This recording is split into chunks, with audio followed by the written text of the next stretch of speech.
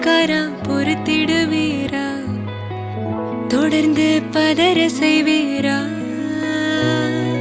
சிக்க வைக்கும் செய்கையெல்லாம் நிறுத்திடுவீரா, மனசு இயங்கல சீரா.